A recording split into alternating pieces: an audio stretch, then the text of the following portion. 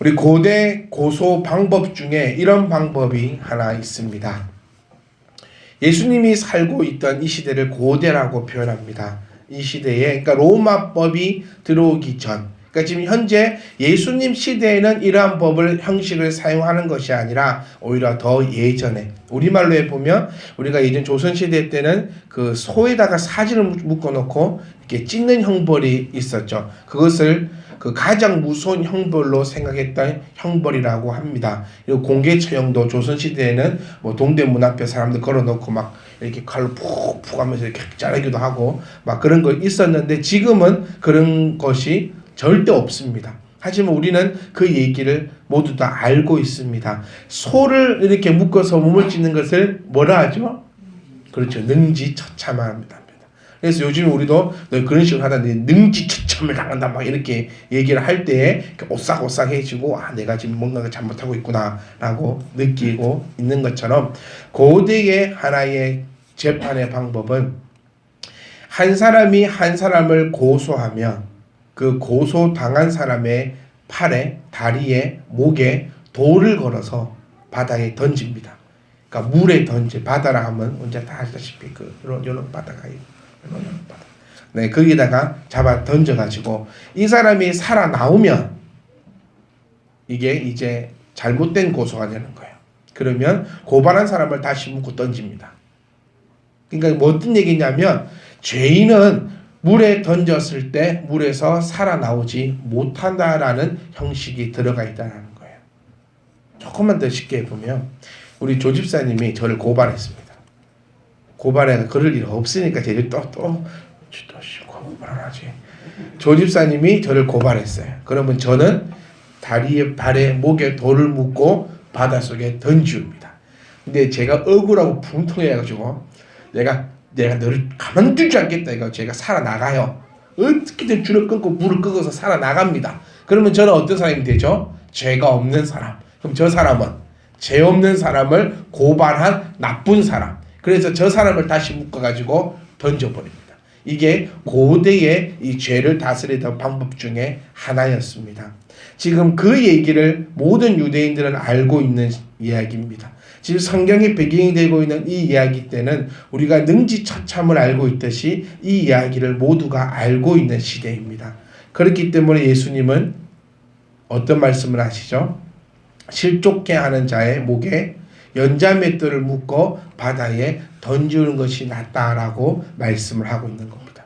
실질적으로 연자맷돌을 묶어가지고 바다에 던지는 게 아니라, 마누라니 나 오늘 이번 주에 너는 실족하게 했어. 나를 실족하게 했으니 내가 너를 묶어서 바다에 던져버리겠다 라고 진짜로 던져버리는 것이 아니라, 예수님은 지금 모여있는 이 청중들이 가장 잘 알 수 있는 그 비교의 방법을 사용해서 지금 설명을 해주고 있는 것입니다. 다시 한번 정확하게 한번 얘기해 보면, 실족하게 하는 자의 화는 무엇이라고요? 죽음이다. 사망이다. 그러니까 참 어법이 재밌어요. 1절 말씀을 보시면은 실족하지 않게 할 수는 없으나, 여기까지 들으면 참 좋은 말 같은데, 그런데 실족하게 하는 자는 화가 있을지어다. 이 화가 이제 뭐라고요? 사망이다. 죽음이라는 것을 우리가 기억을 하고 있으셔야 합니다. 그럼 우리는 지금 지난주와 이어서 이제 이 화를 피하는 방법, 남을 실족치 않게 하는 방법. 근데 이 남이라는 것은 나보다 높은 자들이 아니라 정말 나보다 연약하고, 어떻게 보면 어린아이라고 표현한다는 것은, 어린아이는 인간의 축에도 들지 못하던, 하여튼 참 연약하고 가엾고 불쌍하고 그런 모든 이들에게도 이들을 실족하게 해서는 안 된다는 것을 우리에게 말씀해 주면서, 오늘 우리가 함께 살펴볼 것은 어떻게 하면 실족치 않게 하겠는가. 우리 옆에 사람 얼굴을 한번 오늘 보실까요? 오늘 되게 표정이 안 좋아요. 네, 뭐 다들 오늘 실족하고 오셨습니까? 아니, 여기서 안 바라보시면 나 오늘 한바탕 하고 왔다라는 것밖에 안 돼요.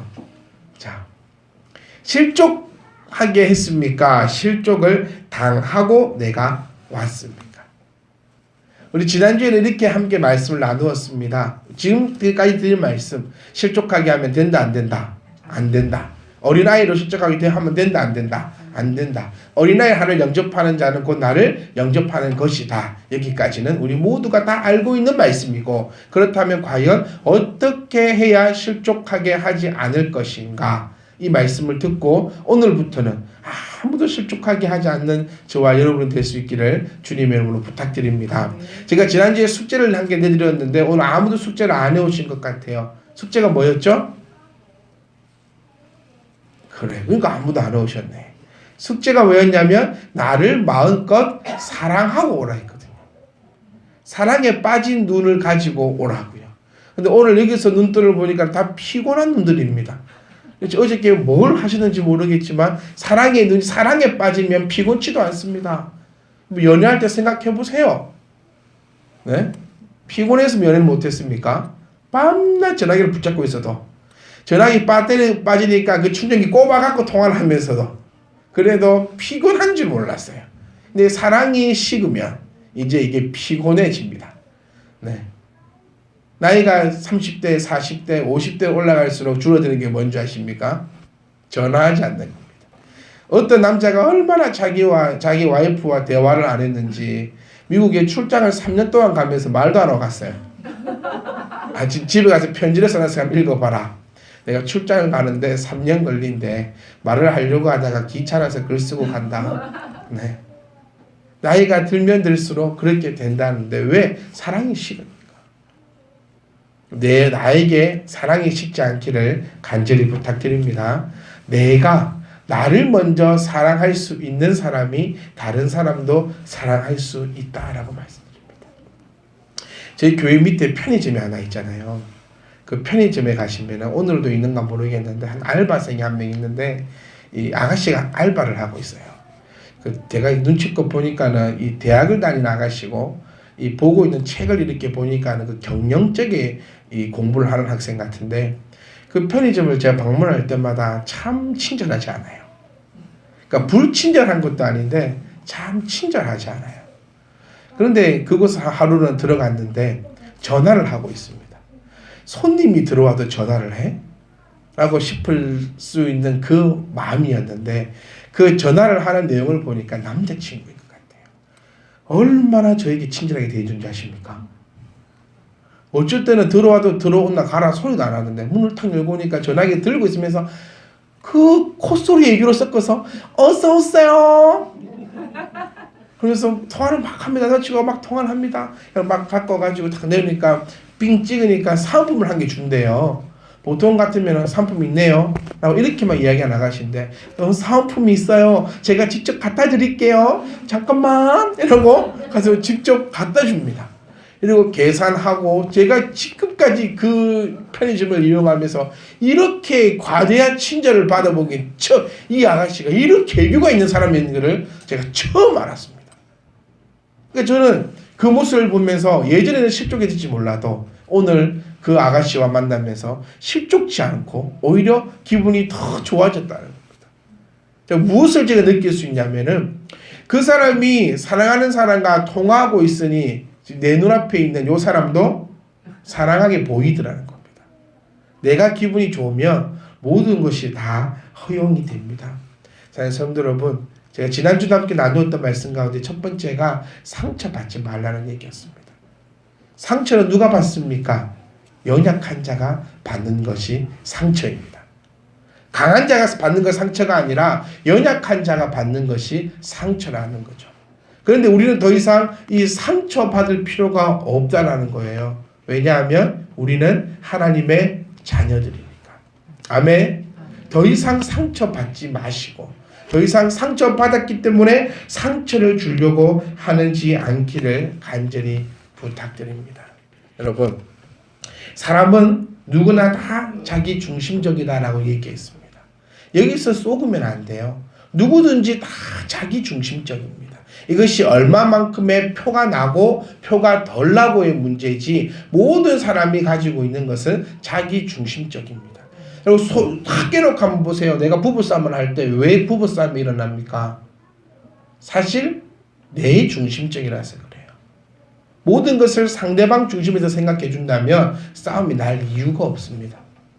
안 그랬어요? 다 싸우고 오셨나 봐요. 이 분위기가 지금 다 그래. 내 중심적으로 생각하다가 싸우고 왔네. 그래. 그래. 아이고야 또 나더라고 하네. 오늘 다 싸우고 오신 것 같아요. 근데 인정을 못 하시거든요 지금. 보통 안 싸우고 오신 날에는 남편 그래 맞아. 내 중심적이었어요. 근데 지금 다들 싸우고 오셔가지고 그래 네 중심적이를 내가 오늘 아침에 한바탕 했다. 지금 다 그러신 것 같아요. 이 부부싸움도 정확하게 분석을 한번 해보니까는 저희 부부의 분석을 한번 해보니까 내 중심 때문에 싸워요. 쓰레기는 언제 버리면 됩니까? 마누라는 말 나온 지금 버리라 하고 나는 좀 누워 있다가 버리겠다 하고 요가 관싸움입니까? 보세요. 이것도 자기 중심적이 아니면 아내는 그래 남편이 힘들 테니까 좀 누워 있다가 버려줘. 그럼 남편은 지금 버리고 오라니까 버리고 와야 되겠다. 서로 자기 중심적이 아니라 상대방 중심적이면 싸움이 날 이유가 없어요. 그런데 이것이 안 됩니다. 이걸 하라고 제가 드리는 말씀이 아니에요. 이게 안 됩니다. 왜냐하면 모든 사람은 다 자기 중심적이기 때문이에요. 그런데 이 중심에 누가 있어야 되는가를 우리가 한번 살펴보자는 겁니다. 기분 좋으면 모든 것이 합당하게 이루어집니다. 기분 나쁘면 모든 것에 있어서 불합리해진다는 겁니다. 저희가 저희 아이들한테 한 번씩 한 얘기가 있어요. 너희는 분위기 보고 덤비라고. 지금 아빠 기분이 좋은지 아빠 기분이 안 좋은지 그 분위기를 보고 덤벼라. 근데 그 분위기를 알면 저희들이 애들이 아니겠죠. 네, 분위기를 몰라요. 분위기를. 여기서 중요한 건 뭐냐면 남을 실족하게 하는 그 이유는 사실 나에게 있다는 겁니다. 나에게. 그 사람이 이상해서 그런 것이 아니라 지금 사실은 내가 이상해서 그 사람을 실족하게 만들 수밖에 없다는 거예요. 여러분 눈에 오늘 제가 어떻게 보이십니까? 일주일 동안 예배에 승리하시고 아름다운 시간을 보내셨던 분은 오늘 목사의 얼굴이 참 해같이 빛나 보일 것입니다. 근데 반대로 한 주간의 삶 동안 하나님 말씀 가운데 승리한 삶을 살아가지 못하신 분들은 오늘 참 목사의 얼굴이 똥처럼 보일 겁니다. 똑같은 산물이지만 내 마음에 내가 어떻게 하고 있느냐에 따라서 보이는 것이 완전히 달라져 버리는 것처럼 가장 중요한 것은 저 사람을 어떻게 안 실족시킬까가 문제가 아니라 내가 어떻게 실족하지 않을까라는 관심부터 먼저 가지셔야 한다는 거예요. 내가 잊고 나서 남 주려고 해야 합니다. 왜 몸에 사리가 생깁니까? 참는다는 거예요. 우리 스님들 몸에 불 태워보면 이렇게 사리가 나온다 하잖아요. 우리 그리스도인들은 이 사리가 나와서는 안 돼요. 사리가 뭡니까? 내가 저 애를 딱 때리고 싶어. 복수하고 싶어. 내가 이거 먹고 싶어요. 근데 이걸 뭐 하는 거죠? 참아요. 먹고 싶은 거 참아본 적 있습니까? 참아요. 참으면 몸에 사리가 생기는 거예요. 내가 제가 용서가 안 돼요. 그런데 용서를 해야 된다는 것 때문에 참다 보니까 몸에 사리가 생기는 겁니다. 근데 우리 그리스도인들은 그런 게 아닙니다. 참지 않는 것입니다. 오히려 내 마음대로 해보겠다 그게 아니라 그 과정을 오히려 더 넘어선다는 거죠. 참는 것이 아닙니다. 우리는 인정케 되는 것입니다. 그러니까 내가 잊고 나서 남도 줄 수 있다는 거예요. 우리가 왜 내 삶이 힘드냐면 우리 학교 다닐 때 이런 얘기를 참 많이 들었거든요. 남 주려고 공부하냐. 그런데 실질적으로요 공부도요 남 주려고 해야 합니다. 돈 왜 법니까? 남 주려고 돈 벌어야 되는 거예요. 신앙생활 왜 합니까? 남 주려고 신앙생활 하는 겁니다. 성경 공부 왜 합니까? 남 주려고 성경 공부하는 거라는 거예요. 내가 하려고 한다는 것과 남 주려고 한다는 것은 큰 차이가 납니다. 우리 조리사님 민달팽이 몇 마리 잡았어요 오늘? 청년들이 다 얘기 안 했나? 우리 지난주에 그 조아빠가 애기 줄 거라고 여수에서 산을 헤매고 다녀서 민달팽이를 잡았어요. 잡으려면 많이 잡아오던가. 애가 몇 명인데 교회에. 민달팽이를 잡아가지고 아들이 그 달팽이 갖고 얼마나 즐거워했는 줄 아십니까? 근데 저는 그 아이를 보다는 저는 조 집사님이 떠오르는 거예요. 저 집사님이 그 자기 아들 줄 거라고 그 민달팽이를 잡아다 저 또 페트병은 어디서 구했을까? 또 민달팽이를 그럼 손에 쥐고 내려왔을까? 입에 넣고 왔을까? 어디다 넣고 저 민달팽이를 가지고 왔을까? 예를 들어 그것을 민달팽이를 내가 좋아하는 거였으면 아마 가지고 힘들 겁니다. 그런데 남 주려고 그게 내 아들이 되었던 누가 되었든지 간에 남을 주려고 하니 그것을 가지고 올 수 있고 해낼 수 있다는 겁니다. 그래서 사랑하는 성도 여러분, 힘들게 우리가 돈 버는 이유가 뭡니까? 아마 나만 먹고 살 것 같으면 이렇게까지 돈 안 버셔도 되잖아요. 이렇게까지 고생 안 하셔도 되잖아요. 내가 그렇게 하는 이유도 사실은 남 주려고입니다. 내 자녀가 되었던 누가 되었던 다 남 주려고 한다는 겁니다. 그렇기 때문에 할 수 있다는 겁니다. 신앙생활도 왜 하는 겁니까? 나만 좋으려고 한다면 신앙생활 하기 힘듭니다. 유지하기 힘듭니다. 하지만 내가 남 주려고 신앙생활 하는 거 아닙니까? 성경을 왜 배웁니까?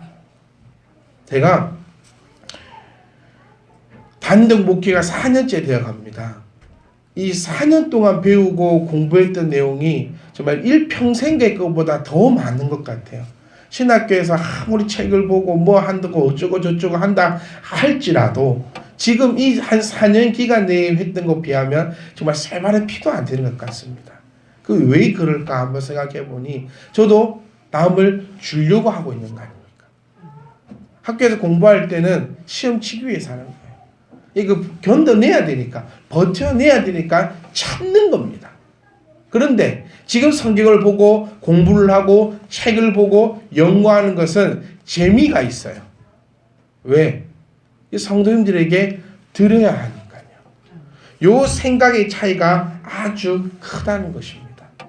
그래서 사랑하는 성도 여러분, 모든 일에 있어서 내가 하려고 하지 말고 남 주려고 하십시오.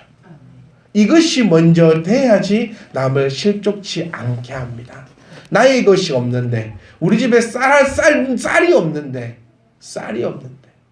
오늘 교회 쌀 저희 집에서 갖고 왔거든요. 집에 쌀이 없어요. 이제 어쩌나 집에 쌀이 없는데 탈 털어서 교회 갖고 옵니다.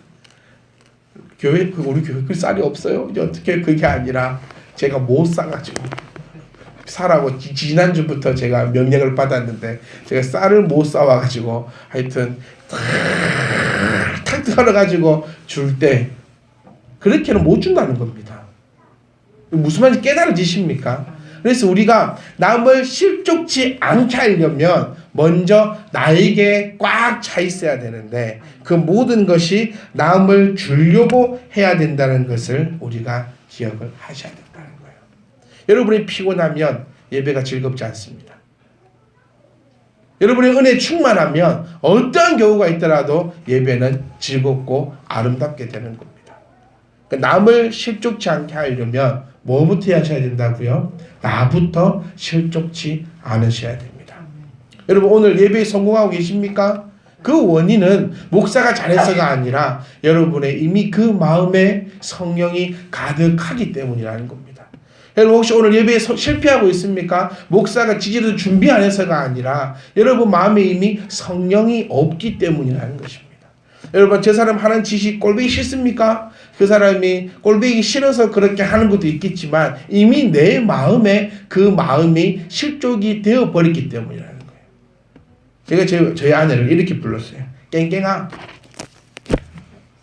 이런 말 해도 되는지 모르겠습니다. 여기서 경상도에서 이런 말 해야 되는데 야 깽깽아 깽깽아. 이 깽깽이가 뭐죠? 우리 전라도 사람들을 비하할 때 전라도 깽깽이를 하지 않습니까?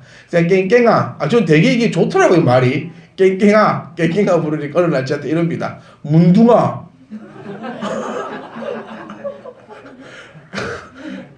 문둥아.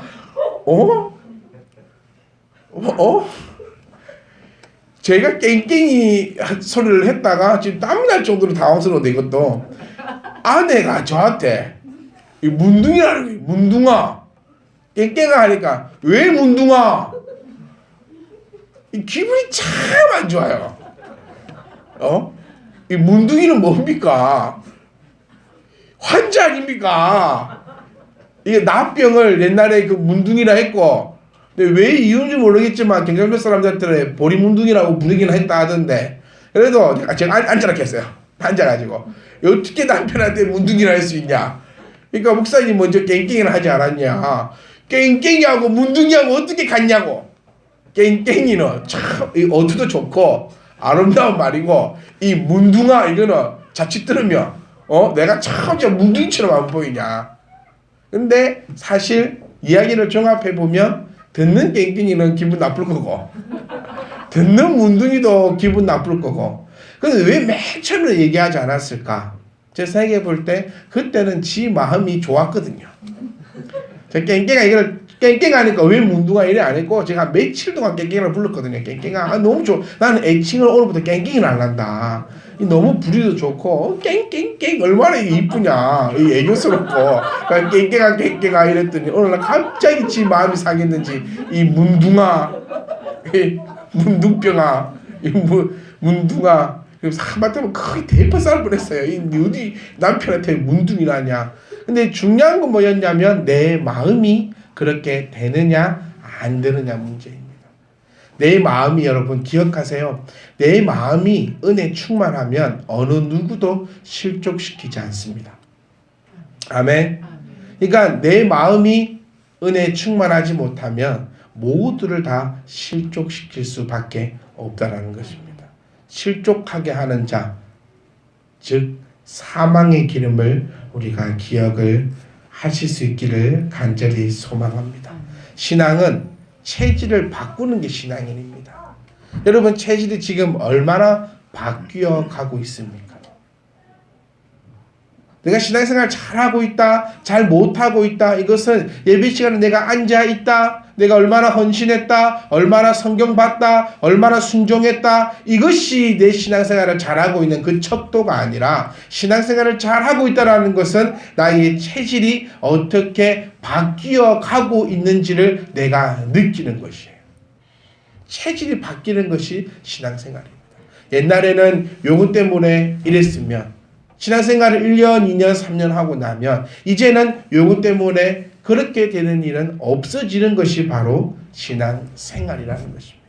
예전에는 나의 욕심 때문에 내 스스로 시험에 들어서 모든 일을 실족하게 합니다.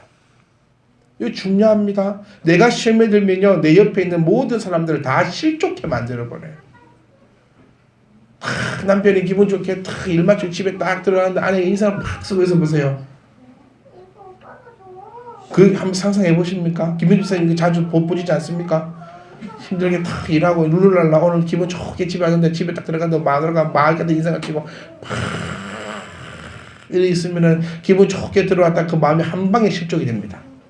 그런데 참 밖에서 내가 기분 나쁘고 안 좋은 일이 탁 있었는데 집에 탁 들어갔는데 아내가 완전히 그냥 막 천사와 같은 얼굴로 막 깽깽거리면서 막 이렇게 이쁜 얼굴로 탁 맞아줍니다. 그러면 실족했던 마음도 싸그리 사라져버리는 거죠. 이 반대도 마찬가지입니다. 그렇기 때문에 내 신앙, 내 마음, 내 상태에 따라서 얼마든지 회복시킬 수도 있고 얼마든지 실족시킬 수도 있다는 것입니다. 여러분, 나부터입니다. 나부터이고 그 다음 너부터입니다. 그리고 우리가 되고 그리고 너희가 되는 것입니다. 우리가 나와 너는 참 잘 돼요. 사실 나와 너는 참 잘 되는데 우리가 갈 때 조금 어려워지고 너희가 갈 때는 완전히 박살나버립니다. 너희로 갈 때는 나는 누굽니까? 나는 나고 너는 나하고 가장 친한 사람입니다. 우리라고 얘기할 때는 우리 교회 안에 식구들이겠죠. 어쩌면 이 그리스도인들이겠죠. 그럼 너희가 될 때는 그리스도 밖에 있는 믿지 않는 사람들이 될 것입니다. 수련회 한번 가보세요. 아니 우리 교회만 봅시다. 우리 오늘 점심 식사하고 할 텐데 그때 보십시오. 어느 누가 앉아있지 않습니다. 다 숟가락 나르고 닦고 나르고 교회에서는 어떤 다툼도 분쟁도 일어나지 않습니다. 왜요? 나하고 너니까요. 근데 이 교회 저 교회가 모여서 우리가 되면 조금씩 삐그덕거리더라고요. 그러다가 이제 너시 세상적으로 가버리면 우리 교회 다니는 우리들이, 그리스도를 믿는 우리들이 이제 욕먹기 시작한다는 것을 우리가 기억하셔야 합니다. 그래서 먼저 기억하실 것은 나부터입니다. 나부터 실족하지 마십시오. 사랑하는 성도 여러분, 내가 실족치 않는다면 남도 실족시킬 일이 없을 줄 바로 알 수 있기를 소망합니다. 주님의 이 말씀을 정리해서 한번 해보면요, 이런 얘기가 됩니다. 제자들아, 너희가 내 안에 속하라는 거예요. 그러니까 이 마음의 중심에 누가 들어있으면, 예수 그리스도가 들어있으면 누가 어떻게 되지 않는다? 내가 실족하지 않게 된다는 겁니다. 내가 상처받을 일도 없지요.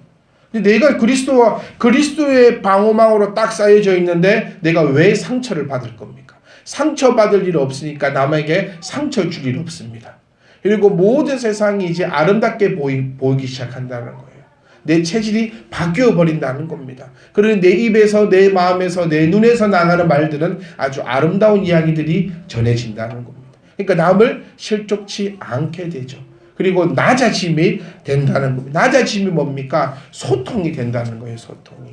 어린아이를 실족지 않게 한다는 얘기는 낮아져서 소통하라는 얘기예요. 소통. 맨날 내 얘기만 하지 말고 언제 한번 저 사람 입장에서 한번 낮아져 본 적이 있냐는 것입니다. 자, 성도 여러분, 우리는 서로 소통할 수 있기를 부탁드리겠습니다. 내 입장에서만 생각하지 말고 저 사람 입장에서 한번 낮아지자고요. 낮아져서 한번 이야기 한번 해보자고요. 세상 사람들을 바라보는 것들이 똑같습니다. 세상 사람들과 낮아집시다. 말씀 선포하는 것도 마찬가지입니다. 저는 말씀을 증가할 때 낮게 하려고 노력하고 애씁니다. 왜냐하면 여러분 귀에 들려줘야 되니까요. 저 혼자 수준 높게 한번 해볼까요? 이게 뭡니까? 서로 소통되지 않는 것뿐이지 않습니까? 그래서 어린아이를 실족치 않게 하라는 것은 내가 갖고 있는 내 뜻만을 얘기하고 내 관점에서 내 기준에서만 이야기하는 것이 아니라 상대방의 입장에서 낮아지는 것, 소통하는 것. 옛날에는요, 아이들과 얘기할 때 서서 얘기했습니다. 보통 사람들. 그렇죠, 여러분들도 한번 생각해 보시면. 근데 요즘에는요, 아이들과 얘기할 때 많은 사람들이 무릎을 꿇고 얘기합니다. 그만큼 우리나라가 선진국이 되었어요. 어저께도 저희 아이 때문에 그림 그리는 곳에 가보니까 세상에 무슨 애들이 그리 많습니까? 애들이 정말 많은데 모든 아이들을 다 보호하려고 했습니다. 사실 저 자랄 때만 해도 안 그랬거든요. 여러분 자라실 때는 애는 어떤 존재였습니까? 귀찮은 존재 아니었어요? 밥도 아버지부터 더 쉬고 나중에 먹는 존재. 그러니까 열받아가지고 막걸리 받으러 갔다 오다가 열받아서 막걸리 먹어버리는. 요즘에 애한테 막걸리 시키겠다가는요 경찰서 갑니다. 그만큼 우리나라도 이제 이만큼 수준이 올라졌습니다. 아이하고 얘기할 때는 항상 무릎을 꿇고 이야기합니다. 그것이 눈높이죠. 눈높이를 맞춰서 아이와 같은 세상을 바라보겠다. 여기 요즘 유아를 교육하는 방법 중에 하나입니다. 내가 보는 세상을 끌어당기는 게 아니라 아이 앞에서 무릎을 꿇어서 아이와 같은 시선으로 바라보겠다는 거죠. 그 말도 정말 일리가 있는 거 아십니까? 아빠는 서서 차를 이야기합니다. 근데 그 아이는 차를 보지를 못해요. 저 뒤로 차로 와. 아이는 차가 없어 아빠. 너는 왜 차가 없다 하냐. 차 저 뒤에 있는데. 아빠 차가 없어. 그리고 그 아이의 눈높이로 무릎을 꿇어보니 그 앞에는 차가 보이지 않고 간판이 보이더라고요. 간판 뒤에 차가 있었거든요. 아빠는 위에서 보니까 간판 뒤에 차를 볼 수 있지만 이 아이는 높이가 낮으니까 간판밖에 보이지 않았다는 겁니다. 이것이 소통입니다. 남을 실족치 않게 하려면 여기서 우리가 생각해봐야 될 남은 예수 안에 들어있지 않는 그 사람들을 우리 모습으로 인해서 실족치 않게 하려고 하면 그 사람들 눈으로도 같이 바라볼 수 있어야 한다는 겁니다. 우리 것만 얘기하고 우리 것만 옳다고 내 것만 맞다고 하는 것이 아니라 이야기 한번 들어주십시오. 오늘 집에 가시거든 아내와 남편이 이야기 한번 나눠보세요. 저희 부부도 정해놓은 법칙이 하나 있었거든요. 뭐냐면 서로 화가 나면 얘기할 것이 있으면 초를 켜자. 그럼 모여서 촛불에 앞에서 앉아서 얘기를 하자. 안 되더라고요. 화가 나 죽겠는데 초가 어디죠? 야, 초 어디 있어? 막 이러면서 초 갖다 놓고 라이터 갖고 와. 라이터! 왜 집에 또 라이터가 하나 없냐고 우리 집에 이렇게 된 게. 이러면서 또 싸움이 납니다. 안 돼요. 잘 안 되는 건 맞아요. 하지만 우리가 오늘도 말씀을 들었으니까, 목사님 저도 오늘도 이렇게 말씀을 함께 나누었으니까 내 눈높이에서만 얘기하면서 답답하다, 이해 안 된다, 소통 안 된다 하다가는 결국에는 단절됩니다. 그게 아니라 서로 낮추세요. 서로 한쪽에서 무릎 꿇고 또 무릎 꿇고 또 무릎 꿇어서 최대의 낮은 지에서 함께 소통하고 이해하면 우리 서로 실족하는 일이 없을 줄 믿습니다. 여러분 기억하세요. 혹시 나를 통하여서 여러분들이 실족한다면 저는 사망일 것입니다. 마찬가지입니다. 여러분을 통하여서 여러분의 배우자가 실족하게 된다면 우리 주님께서 분명히 말씀하고 있는 것은 사망이라는 겁니다. 제가 간절히 부탁드리는 것은 먼저 내가 실족되지 않아서요. 오늘 보는 세상이 다 핑크색이 있으면 좋겠습니다. 지금 청년들이 지금 계속 몇 가지 실수를 해요, 저한테. 그러니까 제가 오늘 딱 이 한마디 했어요. 조만간 터진다. 내가 지금 일일이 말하기 귀찮아서 내가 말하고 있지 않는데, 오늘 내가 이것이 내 기분이 오늘 좋다. 내가 기분이 상하는 날, 집합이랑 다른 거 불리는 그날, 너희는 각오를 하고 모여라. 제 마음이 실족치 않으면 이 청년들도 살아남을 것입니다. 제 마음이 실족되는 그날 아마 푸다닥거리가 시작되지 않을까. 그러니까 너희는 뭘 위해 기도하라. 목사님의 마음이 실족치 않기 위해서 기도하셔야 돼요. 서로 마찬가지입니다.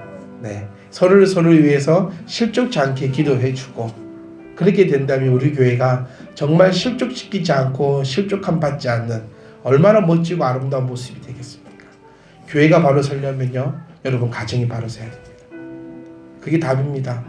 교회가 바로 서고 가정이 바로 서는 것이 아니라 가정이 바로 서야 교회가 바로 설 수 있습니다. 가정이 바로 선다는 것은 개인이 바로 서야 됩니다. 이 개인이 바로 서려고 하면요, 신앙으로 충만해야 된다는 거예요. 이렇게 이어진다는 것을 기억하시고, 오늘 이 시간부로 어느 누구도 개인적으로 실족하지 마십시오. 그리고 그 실족함을 남에게 전달하지 않으시는, 그래서 우리 여기가 어디라고요? 천국이 될 수 있는 거룩하고 복된 참 믿음의 성령 되시기를